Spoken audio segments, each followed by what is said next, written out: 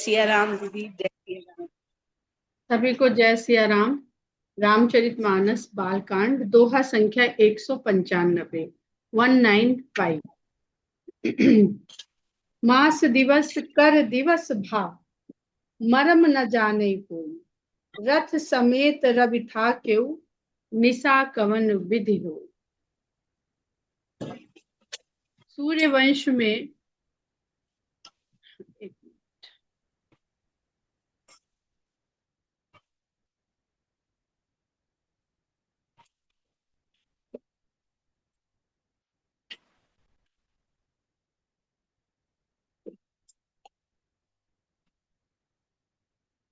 आवाज नहीं आ रही है।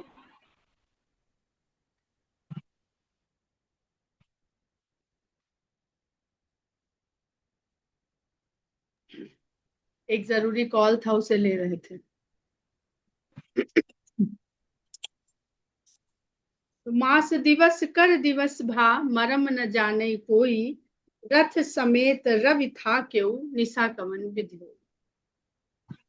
जब सूर्य वंश में भगवान राम का प्राकट्य हुआ हो, पहले ही गोस्वामी जी ने कहा है कि वहां अंधकार का काम नहीं जहां सूर्य है। पहले एक दोहा या चौपाई हम लोग ने पढ़ा। तो यहाँ पे निशा के बहुत सारे अर्थ हैं। जितना आप लोग इसको सोचेंगे, चिंतन करेंगे, उतने अर्थ आपको समझ में आएंगे कि जहां पर ज्ञान का उदय हो गया जिस हृदयांगन में, वहां पर निशा किस प्रकार हो सकती है। निशा नहीं हो सकती। लेकिन इससे पहले वो ये भी कहा है उन्होंने कि प्रभु ही मिलन आई जनु राति। वहां पे हम लोगों ने ये भी समझा था कि भगवान के भीतर ज्ञान और अज्ञान सब कुछ उनमें निहित है। सब संभाव में है, गुण से रहित है। ज्ञान का अपना गुण है, अज्ञान का अपना गुण है। भगवान निर्गुण है। तो भगवान के अंदर सब कुछ है, लेकिन वो गुण से रहित है, यानी वो अपने गुण के प्रभाव को प्रकट नहीं कर पाता है। प्रकट कब पर कर पाता है? जब वो भगवान से अलग हो जाता है, जब वो जीव में पहुंच जाता है, तब वो ज्ञान है तो ज्ञान अपने गुण को धारण कर लेता है, अज्ञान है तो वो अपने गुण को धारण कर लेता है। और इतना घालमेल है ज्ञान और अज्ञान में कि कब वो ज्ञान अज्ञान बन जाता है और अज्ञान में ज्ञान का मार्ग मिल जाता है। क्योंकि अज्ञान को हर समय अज्ञानता से नहीं समझे। भोला होना, सहज होना। अब शंकर भगवान को भोला कहा जाता है। तो अभी हम लोगों ने पढ़ा कि वो भोलेनाथ हैं और पत्नी उनकी दक्ष सुता है। तो भोलेनाथ और दक्ष सुता का कैसे साथ निभेगा? एक तो बुद्धि की दक्षता पर ही अडिग है, और एक कहते हैं नहीं भाई भोले रहना ठीक है, हमें बुद्धि उद्धि से कुछ लेना देना नहीं, भोले ही भले। ठीक है। तो बहुत सारे यहाँ पर अर्थ हैं, जितना आप लोग इसमें डूबेंगे उतना आपको मिलेगा। पर शंकर भगवान साथ में ये कह देते हैं, यह रहस्य काहू नहीं जाना। अर्थात ये ब्रह्मांड के काल चक्र का इतना बड़ा रहस्य है कि इसको न कहा जा सकता है न समझा जा सकता है।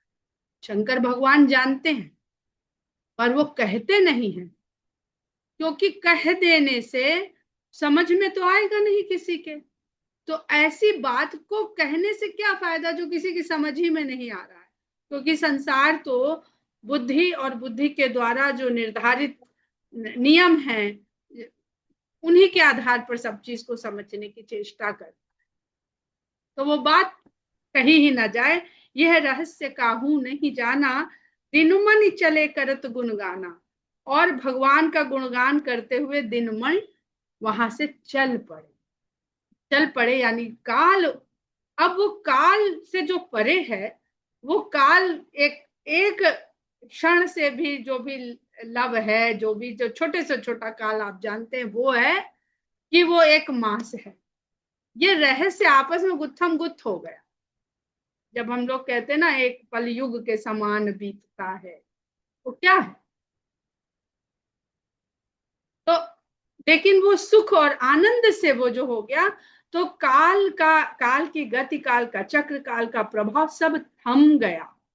अब ये भौतिक शास्त्रियों को तो समझ में आएगा ही नहीं कि अगर काल थम गया यानी गति थम गई तो सृष्टि थम गई।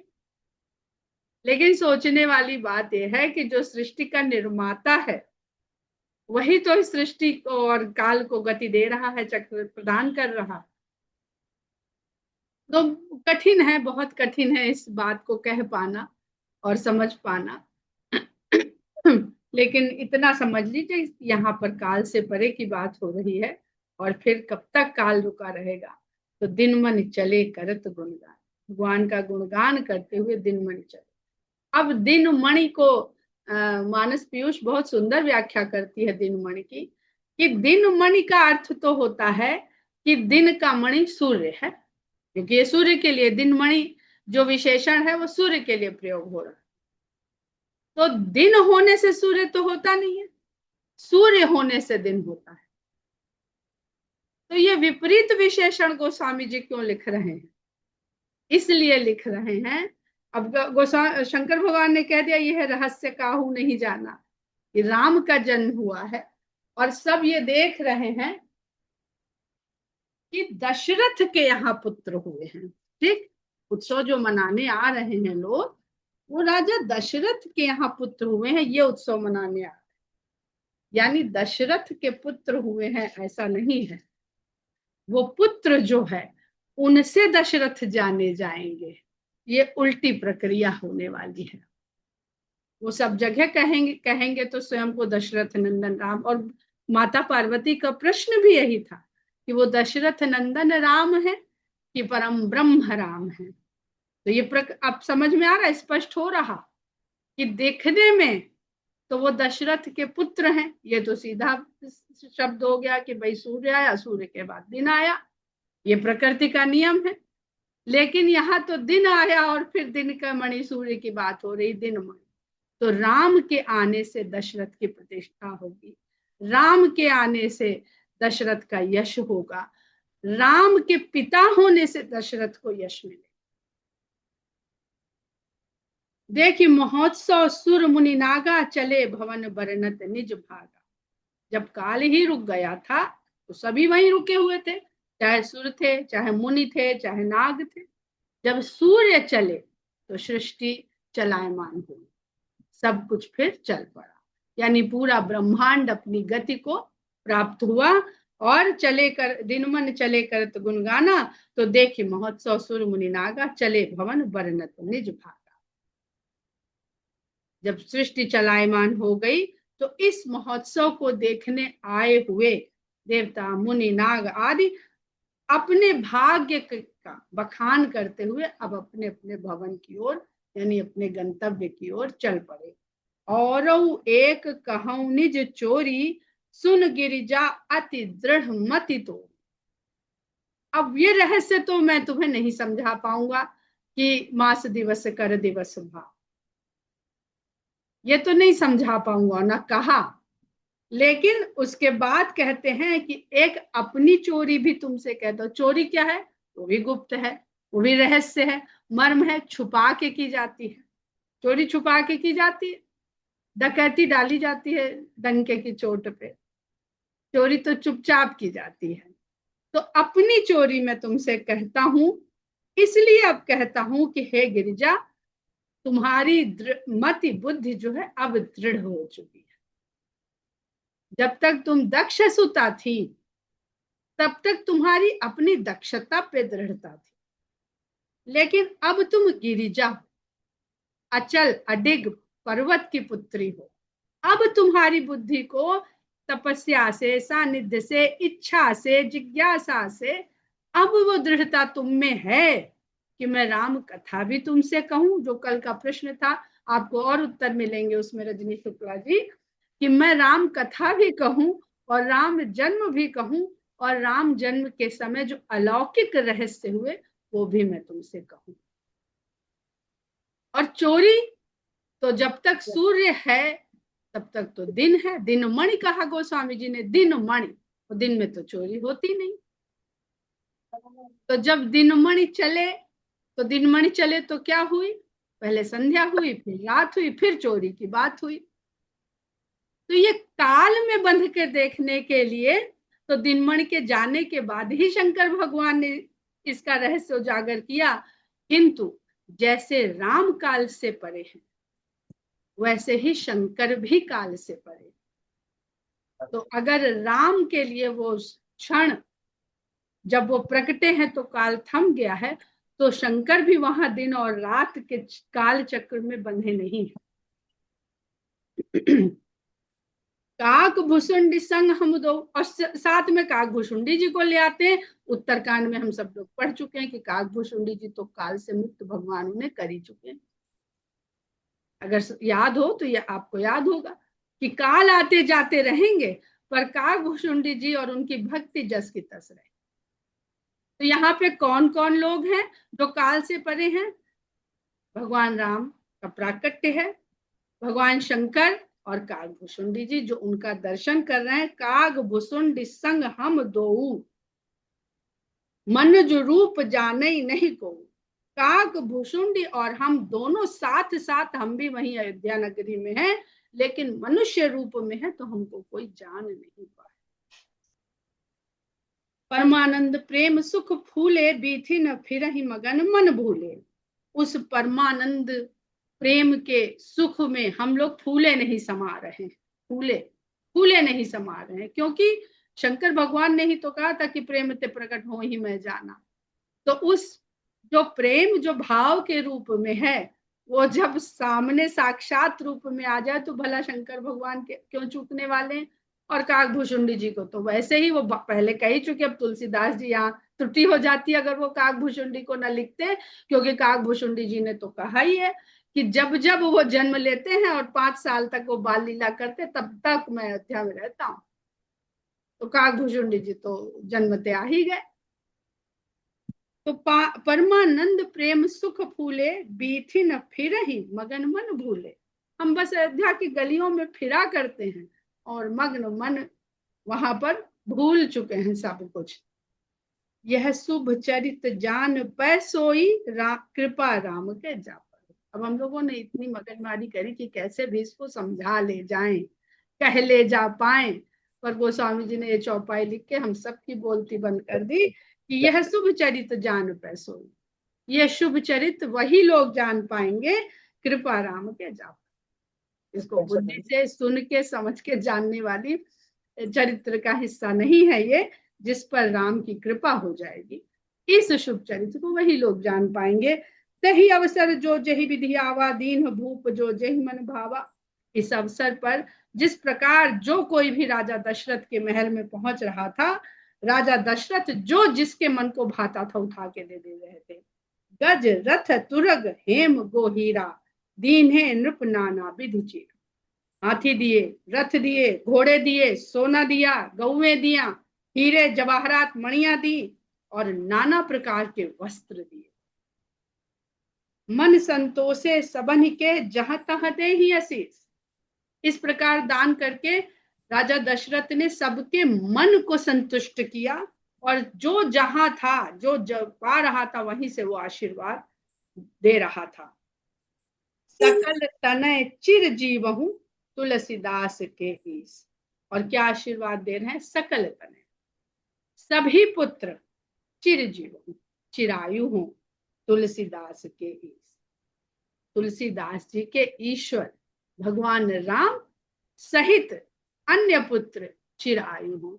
तो ऐसा नहीं लगता आपको कि कलयुग में संवत 1631 में ये लिखते हुए गोस्वामी जी अपने आप को रोक नहीं पाए और काकभूषुंडी और शंकर भगवान और अयोध्या वासियों के साथ स्वयं भी वहां पर उपस्थित हुए। बहुत सुंदर राजरानी जी ने बताया कि तुलसीदास जी जहां जहां पर अपना नाम ले आते हैं तो ऐसा लगता है जैसे भगवान को जो भोग लगा, तो जब तक उसमें तुलसी दल नहीं रखा गया तब तक वो भोग पूरा नहीं हुआ। तो तुलसीदास जी उस आनंद रूपी भोग को पूरा करने के लिए स्वयं को तुलसी के रूप में वहां समर्पित कर देते हैं। और इस पर एक बड़ी सुंदर कथा भी सुन रखी है कि किसी ने पूछा तुलसीदास जी के जिसे कि भाई शंकर भी थे, काकभूषुंडी जी भी थे, आप तो दिखे नहीं, आप कहाँ थे? आपने वर्णन ही नहीं किया कि आप किस रूप में कहाँ थे। तो उन्होंने कहा कि तुलसीदास। तो हम तो महिलाओं में अंदर थे, ये लोग तो बाहर ही आनंद मग्न हो रहे थे। हम तो तुलसी है ना, हमारे तो प्रवेश स्त्रियों में हो गया था। तो इसलिए हम इन लोगों को दिखे नहीं, क्योंकि ये पार्वती जी तो ले नहीं गई, ले जाई गई थी कि वो जाती तो वो जो है शायद हमको पहचानती तो बाहर आके बताती। पार्वती जी तो कहीं नहीं थी। हम तो स्त्रियों के वहां थे जहाँ पे महिलाएं थी सारी, जहाँ सोहर गाए जा रहे थे, जहाँ ढोलक बजाई जा रही थी। तो बड़े सुंदर सुंदर लोग अपने अपने भाव से सबको व्याख्या करते हैं। कछुक दिवस बीते ही भांति जात न जानिए दिन अरु राति। इस प्रकार उत्सव मनाते हुए कुछ दिन बीत गए और दिन और रात, अब दिन और रात होने लगे। वहां तो रवि समेत रथ था, रथ समेत रवि था क्यों, लेकिन अब जब सूर्य चल पड़े तो दिन रात हो रहे हैं। और दिन रात हो रहे हैं तो वो भी पता नहीं चल रहे हैं कि कब दिन हुआ चला गया, कब रात हुई चली गई। नामकरण कर अवसर जानी, भूप बोली पठे मुनि ज्ञानी।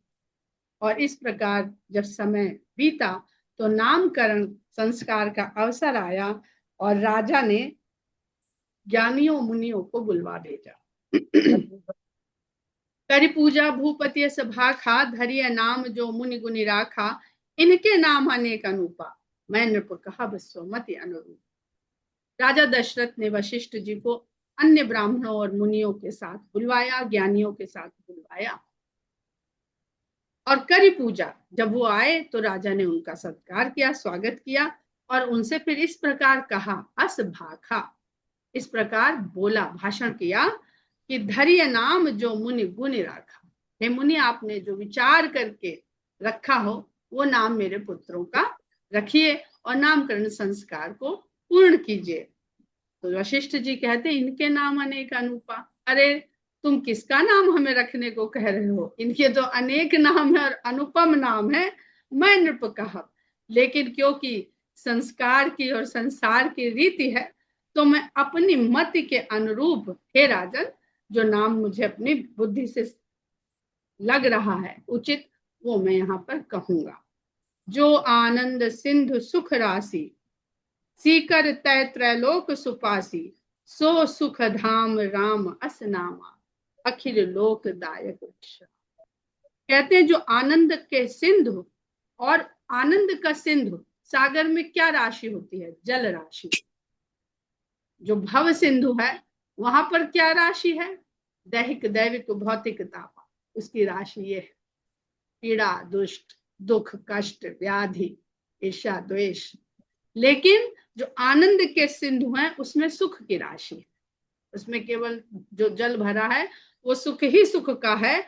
और उस जल की एक बूंद, सीकर तय त्रैलोक सुपासी, उस आनंद सिंधु की सुख राशि का एक बूंद, एक बिंदु भी अगर किसी को मिल जाए तो तीनों लोकों में सुख की स्थापना हो सकती है। इनके सो सुख धाम राम अस नामा, और आनंद सिंधु सुख राशि जब मिल गई तो मनुष्य का जीवन कैसा हो जाएगा, सुख का धाम। तो भगवान, जब हम विष्णु रूप में भगवान को पूजते हैं, याद करते हैं, तो क्षीर सिंधु में सुख की राशि, आदमी सुख में सोता है चैन की नींद, जरा सा भी विक्षिप्त हो जाए, डिस्टर्ब हो जाए तो नींद नहीं आती है। और विष्णु भगवान शयन कर रहे हैं आनंद सिंधु सुख राशि। और वो जो धाम है उनका, चाहे वैकुंठ धाम कह लीजिए और चाहे क्षीर सिंधु में उनका धाम कह लीजिए, जहां वो शयन मुद्रा में विराजमान है, सोए हुए हैं, सुख के धाम हैं। ऐसे मैं आपके ज्येष्ठ पुत्र का नाम राम, अखिल लोकदायक विश्रामा, क्योंकि ये संपूर्ण विश्व को विश्राम देने वाले, विश्व भरण पोषण कर जोई, ताकर नाम भरत अस। तो राम को तो उन्होंने ब्रह्म कह दिया, लेकिन उस ब्रह्म का जो भरण पोषक करने वाला रूप है वो है भगवान विष्णु। नारायण विष्णु रूप में पालक हैं। पालक यानी पालन पोषण का सारा इंतजाम वही करते हैं। तो देखिए, कभी ध्यान में नहीं जाता होगा कि वो तो भरत जी हैं, विश्व भरण पोषण कर जोई, जो सारे विश्व का, जो आप समझिए उस बात को, जो भगवान राम ने जब दशरथ मनुज महाराज के सामने प्रकट होकर के वरदान दिया था और कहा था अपने अंशों सहित, अनंत के अंशों को समझना भी आसान नहीं है, क्योंकि जो अनंत है उसका अंश का हम सीमा कैसे बांध देंगे, सीमा बांध देंगे तो अनंत भी किसी न किसी सीमा में तो आ ही जाएगा। तो कहते हैं जो विश्व का भरण पोषण करने में समर्थ है उसका नाम भरत। इस प्रकार ताके सुमिरन तेरे पुनासा, नाम शत्रुहन वेद प्रकाशा, और जिसके स्मरण मात्र से शत्रुओं का नाश हो जाएगा, वेद में प्रकाशित। अब ये सब ब्रह्म के ही अंश हैं, ये सब वेद ही तो बताता है। उनका नाम शत्रुघ्न होगा। म्यूट रखिएगा, कहीं से बीच बीच में आवाज आ रही है। लक्षण धाम राम प्रिय, सकल जगत आधार, गुरु वशिष्ठ तेहि राखा, लक्ष्मण नाम। जो सभी तरह के लक्षणों के धाम हो। लक्षण कौन से लक्षण, ये तो लिखा नहीं गोस्वामी जी ने। भरत के लिए लक्षण लिख दिया कि जो भरण पोषण करने वाले होंगे, शत्रुघ्न के लिए लिख दिया जो जिनके नाम के स्मरण मात्र से शत्रु का नाश हो जाए। अब जो बचा शेष, ब्रह्म के पूर्ण ब्रह्म अवतरित हुए हैं, तो उन्होंने तो अपने आप को मर्यादा में बांध ही लिया, वो तो मर्यादा पार करेंगे नहीं, आना है उन्हें पूर्ण ब्रह्म रूप में। तो उन्होंने कहा भैया 4-5 भागों में बट जाते हैं, क्योंकि यहाँ तो बहुत मर्यादा निभानी पड़ेगी, रघुवंश की अपनी बड़ी बड़ी मर्यादाएं हैं, उनका पालन करेगा। तो जो कुछ भी लक्षण बचे वो सारे के सारे लक्षणों के धाम वो हैं, और सकल जगत आधार, सारे संसार का जो आधार है, और राम के प्रिय हैं। और किसी को राम के प्रिय नहीं कहा है वशिष्ठ जी ने।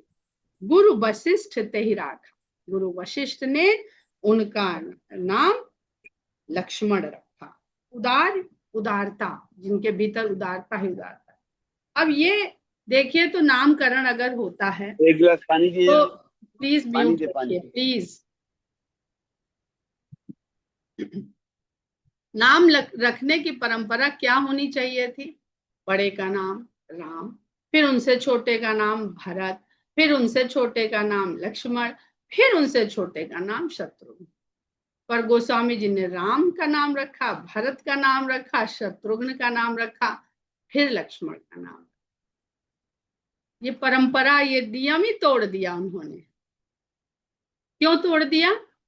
यहाँ पर वो ये कहना चाहते हैं कि इन सब से जो कुछ भी शेष रह गया, पहले कह देते तो फिर शेष तो इधर चला जाता, भरण पोषण रह गया वो भरत जी को मिल गया, शत्रुनाश रह गया तो वो शत्रुघ्न जी को चला गया। नहीं, ये राम भरत शत्रुघ्न के बाद जो कुछ भी बचा इस संसार का, जो भी आधार है, तो लक्ष्मण जी के लिए जो मेरी बुद्धि से समझ में आता है, अगर हम परम ब्रह्म को विष्णु क्षीर साई क्षीरोदक्षाई विष्णु के रूप में देखते हैं, क्योंकि गोस्वामी जी ने शेषावतार कहा है, यहाँ कह दिया है सकल जगत आधार, और इतना सब लोग जानते हैं कि सारे जगत का आधार शेष जी हैं। और धनुष यज्ञ के समय कहाँ नहीं, लंका कांड में युद्ध के समय जब लक्ष्मण जी मूर्छित हो जाते हैं और उनको उठा नहीं पाता है मेघनाद, तो वो बताते हैं कि जो शेष है, जो सारे ब्रह्मांड को अपने ऊपर धारण रखता है, उसको मेघनाद कैसे उठा सकता है। तो उन्होंने जगह जगह राम को ब्रह्म का अवतार, परम ब्रह्म अवतार नहीं, पूर्ण ब्रह्म उन्होंने माना है कि ब्रह्म ही है वो, पर मर्यादा में है। इस भूमिका में, इस लीला में वो मर्यादा में है। और लक्ष्मण जी उस मर्यादा के बाद जो कुछ भी बचा वो सब लक्ष्मण, मर्यादा के बाद तो बचता है ना, तो वो सब कुछ लक्ष्मण जी हैं। तो लक्ष्मण जी में अगर हम देखें तो लक्ष्मण जी शेष के भी अवतार हैं, जो जगत के आधार हैं। लक्ष्मण जी काल भी कहा है, जगह जगह गोस्वामी जी ने काल कहा है, तो सब कुछ तो आ गया जो भगवान विष्णु में दिखता है, जो चक्र है, जो काल चक्र है। और चक्र काल को भी गति देता है, और मनुष्य के कर्मों के फल को भी काल ही देता है। और सारे ब्रह्मांड का भक्षण काल करता है, काल का भोजन ब्रह्मांड है, सृष्टि है। इसको कभी विचार करके देखिएगा, जो समय चला गया वो कहाँ गया, कौन खा गया, कल का दिन कौन खा गया। एक कवि कविता लिखी थी कि चलो समंदर के अंदर लगा के गोता आते हैं, जो दिन अपने डूब गए ढूंढ के उनको लाते हैं। सूरज समुद्र में डूबता हुआ लगता है तो हम लोग कहते हैं ना कि डूब गया, तो जो दिन अपने डूब गए ढूंढ के उनको लाते, तो वो तो खा गया समय, वो अब कहीं मिलेगा नहीं। तो लक्ष्मण जी चक्र भी हैं, चक्र के रूप में काल भी हैं, और चक्र के ही रूप में कर्मों का फल देने वाले भी हैं। वही शेष, जो भी शेष आपका रहेगा, पाप पुण्य, वो सब लक्ष्मण देंगे। भगवान राम किसी को दंड नहीं देते, और जगह जगह पर लक्ष्मण जी को राम ध्वज और लक्ष्मण दंड कहे गए। आप लोग बहुत पढ़ते होंगे, दंड और ध्वज।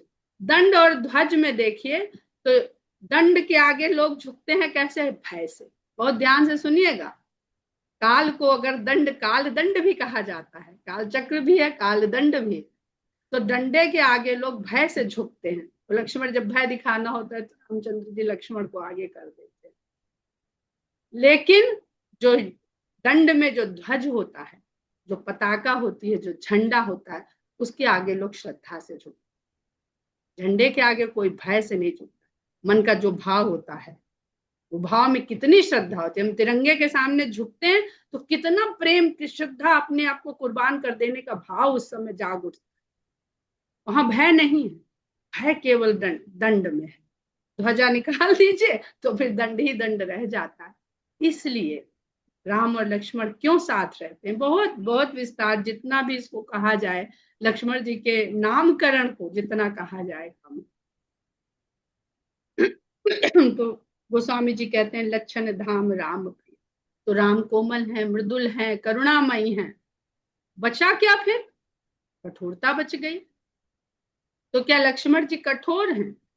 कठोर भी नहीं है, क्योंकि जगह, अब आप लोग जब चरित्र पूरा सुनिएगा तो वहां पे समझिएगा कि वो भी नारियल की तरह है, ऊपर से देखने में कठोर है, भीतर से वो भी कठोर पर्वतों से ही कोमल रस की धार नदी के रूप में निकलती है, वो है लक्ष्मण।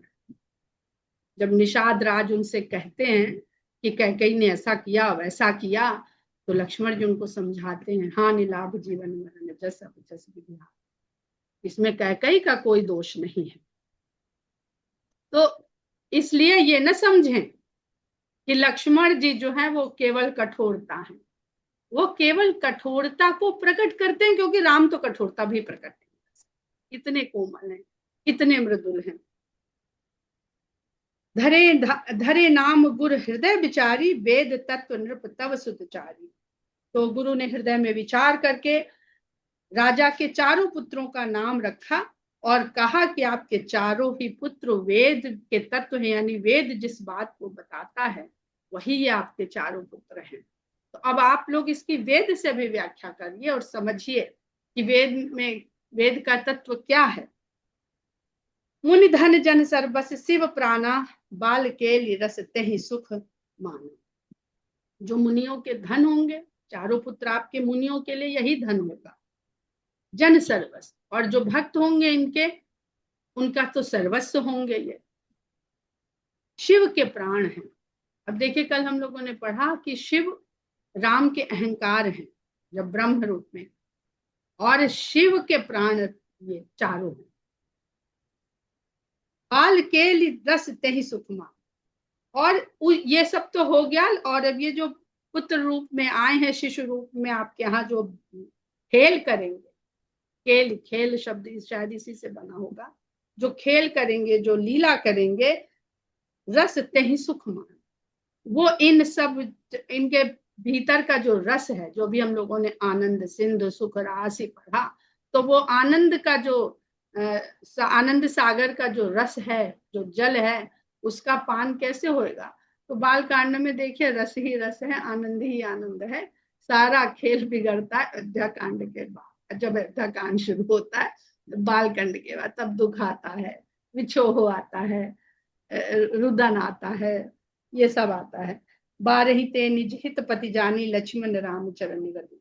लक्ष्मण जी ने बचपन से ही ये जान लिया था कि राम ही उनके निज हित पति जाने, उनका हित इनके स्वामी होने में ही है।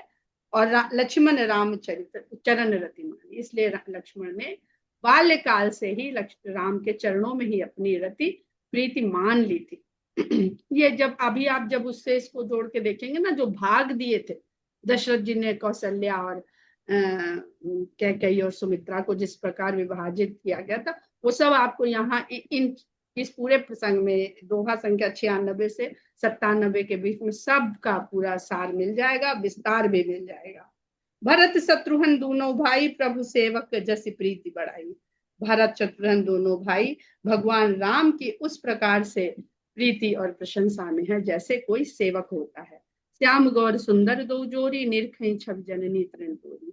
ये जो सांवले और गोरे की जो सुंदर छवि है, माताएं इन दोनों बालकों के मतलब दो जोड़ियों की छवि देख देख के तृण तोड़ती हैं, यानी नजर उतारती हैं। चारुशील रूप गुण धामा, तदपि अधिक सुख सागर रामा। चारों ही भाई रूप गुणशील के धाम हैं, तब भी उन सब में जो सुख के सागर हैं वो राम है। हृदय अनुग्रह इंदु प्रकाशा, सूचत किरण मनोहर नासा। रामचंद्र जी के हृदय में कृपा रूपी चंद्रमा प्रकाशित है। हृदय अनुग्रह, हाँ हाँ बिल्कुल। राम के हृदय में अनुग्रह रूपी कृपा रूपी सदा प्रकाशित। सूर्य वंश में जन्म लेने के बाद भी, यानी तन तो उनका सूर्य वंशी है, हृदय उनका चंद्रमा से सदा प्रकाशित रहता है। शीतलता, कृपा, कृपा शीतलता है। सूचत किरण मनोहर नासा, हासा, और जो उनकी मन को हरने वाली हंसी है वही उस चंद्रमा की किरणें। अब चंद्रमा उदय हुआ है, देखिए जो दिख रहा है वो तन है, जो नहीं दिख रहा है वो हृदय है। तो वो हृदय कृपा का निवास है। ये कैसे पता चले? तो राम जब हंसते हैं तो वो उस चंद्रमा से निकलने वाली किरणें हैं, जो पता चलता है कि हाँ, कृपा रूपी चंद्रमा किरण ना पहुंचे हम तक तो हम न सूरज जानेंगे न चंद्रमा जानेंगे। कबहू छंग कबहू बर पलना, मात दुलारे कही प्रिय ललना। कौशल्या माता कभी गोद में लेती हैं, कभी सुंदर पालने में उनको झुलाती हैं और मेरा प्रिय लाल कह कह के उनको दुलराती हैं। व्यापक ब्रह्म निरंजन, निर्गुण विगत विनोद, सो अज प्रेम भगति बस कौशल्या के गोद। यहाँ पे शंकर भगवान कह देते हैं जो सर्वव्यापी है, ब्रह्म है, निरंजन है, उसको निरंजन जिसमें अंजन ना हो, यानी कोई भी कालिमा ना हो। कालिमा, सूर्य वही प्रकाश और अंधकार, वो तभी पता चलेगा जब प्रकाश है, तभी अंधकार का पता चलेगा। बहुत बहुत गहरा इसमें ब्रह्मांडीय विज्ञान भी है। और निर्गुण है, विगत विनोद से परे है, वो हंसता बसता नहीं, निर्गुण है, उसको क्या सुख दुख का, ना उसके भीतर सुख दुख का भाव, ना उसके ऊपर से दिखेगा। लेकिन यहाँ तो कह दिया सूचत किरण मनोहर नासा, तो सो अज प्रेम भगति बस, वो आज प्रेम और भक्ति के वश में होकर के कौशल्या के गोद में खेलता है, खिलखिलाता है, हंसता है, किलकारियां भरता है। बहुत सुंदर प्रसंग है, आप लोग आनंद लीजिए इस प्रसंग का। जय श्री जय श्री राम। ये जो पीछे एक चौपाई आई है ना